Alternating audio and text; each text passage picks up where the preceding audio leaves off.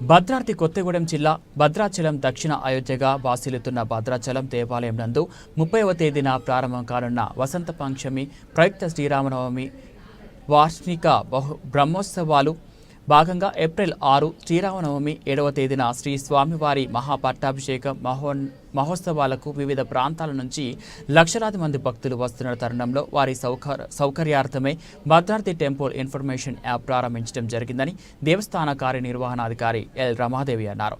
చిత్రకూట మండపంలో యాప్ లాంఛనంగా ప్రారంభించారు. ఈ సందర్భంగా ఏర్పాటు చేసిన పాత్రికేయుల సమావేశంలో ఆమె మాట్లాడుతూ ఈ యాప్లో ఏ ప్రదేశాలు ఎక్కడ ఉన్నాయో తెలిసేలా రూట్ మ్యాప్ ఉంటుందని, అదేవిధంగా రామయ్య సేవలు వాటి అంశాలు జరుగు సమయాలు నిక్షిప్తంగా పొందుపరచడం జరిగిందని అన్నారు. అనేక మంది భక్తులు భద్రాచలం రాగానే శ్రీ స్వామివారి దర్శనానంతరం వెనుతిరుగుతున్నారని, అలా కాకుండా భద్రాచలం సమీపంలో ఏ దివ్యక్షేత్రాలు ఉన్నాయి, వాటి చరిత్ర ఏంటి అనే అంశాలను కూడా పొందుపరచడం జరిగిందని అన్నారు.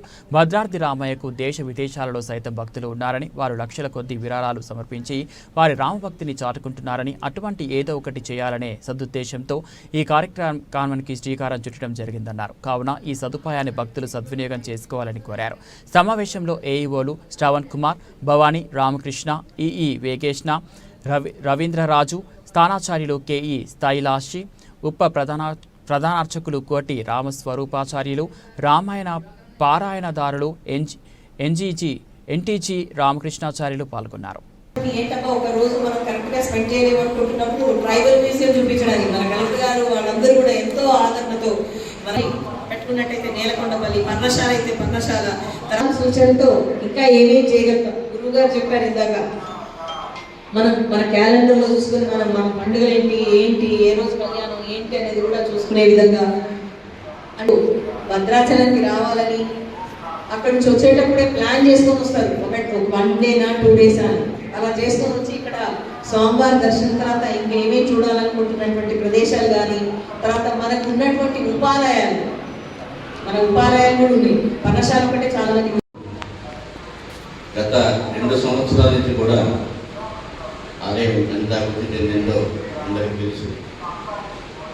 ఆలయం ఒక స్థాయికి ఈనాడు రావడానికి కారణం రమాదేవి గారి అందరి కృషి ఉంటుంది. దానికి ప్రోత్సాహం మీకు ఎక్కువగా ఉంది కాబట్టి మీ యొక్క ప్రోత్సాహంతో ఈ స్థాయిని కొంచెం మనం తెలుసుకోగలిగాం.